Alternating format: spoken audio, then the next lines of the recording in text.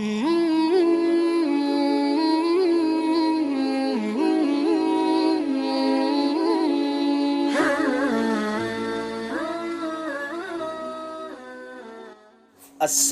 علیکم ورحمۃ اللہ وبرکاتہ نحمده ونصلی علی رسوله الکریم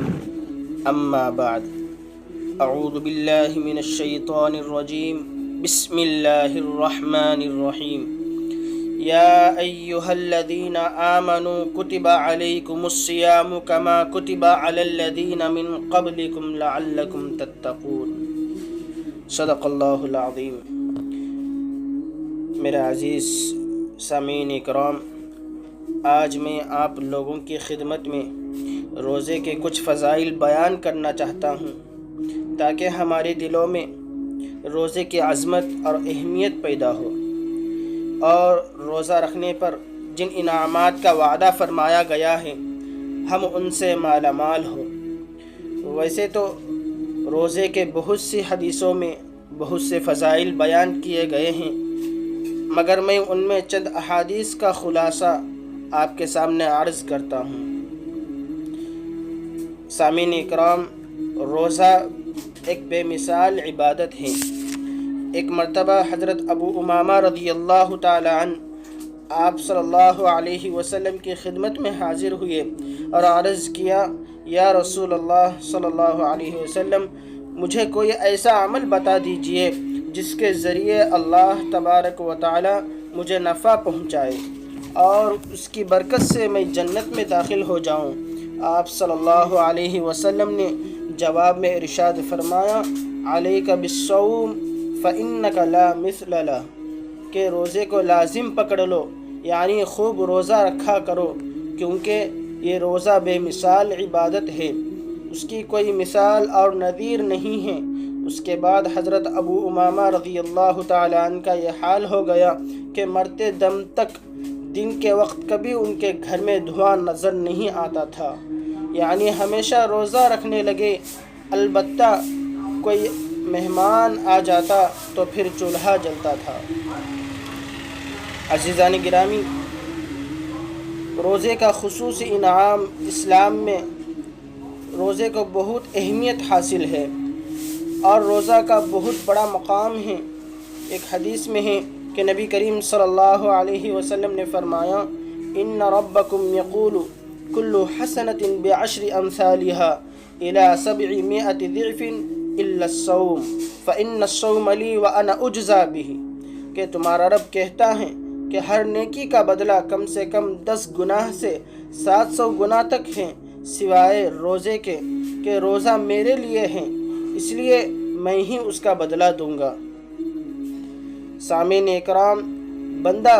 جو بھی عبادت یا کوئی نیک عمل کرتا ہے وہ ساری عبادتیں اللہ ہی کے لیے ہوتی ہیں، تمام عبادتیں اسی کو راضی کرنے اور خوش کرنے کے لیے کی جاتی ہیں،